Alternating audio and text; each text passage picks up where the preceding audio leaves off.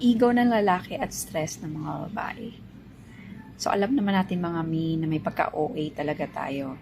So, samahan pa ng hormonal changes, lalo na after mga anak ng mga babae, ay nako, that's a very dangerous combination. Kasi pag may hormonal changes tayo, tapos na-stress, naglalabas tayo ng hindi magagandang salita.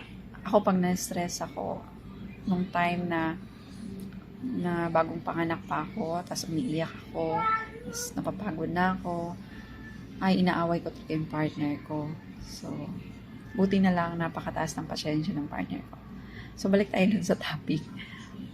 So, naglalabas tayo nung di ba, pag stress na tayo, naglalabas tayo ng hindi magagandang salita.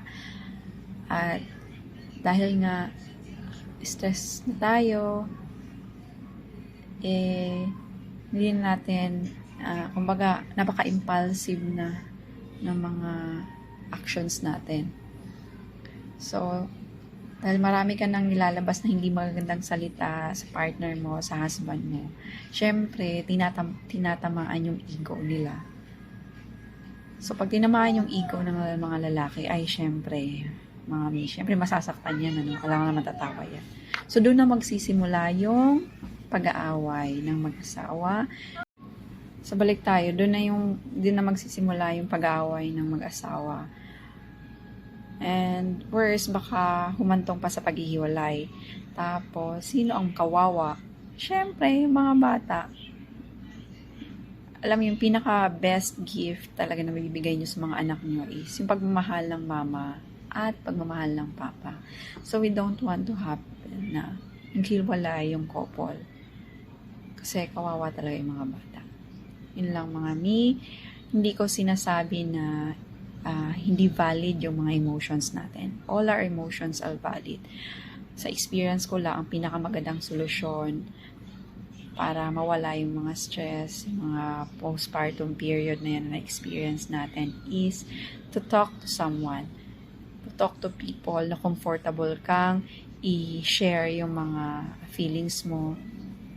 Tapos, i-open up mo lang sa kanila, sa partner mo, or sa family mo, sa friends, or kahit kapitbahay. Sa OB/GYN rin, yung mga doktor nyo sa pagbubuntis, during pagbubuntis, may mga advices din yan sila. So, it's very normal mga mi na maranasan nyo yan, kasi naranasan ko rin yan. Totoong-totoo ang stress. Totoong-totoo yan, may mga hormonal imbalance. Totoo rin naman yung mga ka-OA-han natin. Pero valid rin naman yun kasi gano'n na talaga tayo. Awareness. Kasi hindi lang ang feelings natin ang valid. Valid rin yung feelings ng partner, ng husband natin. So, yun sabi nga nila, tawag na ito, nakalimutan ko na yung word, basta magbigayan kayo. Parang ganyan. Intindihin nyo yung isa't isa. Huwag palagi yung ako lang. Yon, thank you. Sana may natutunan naman kayo. See you in the next video. Bye!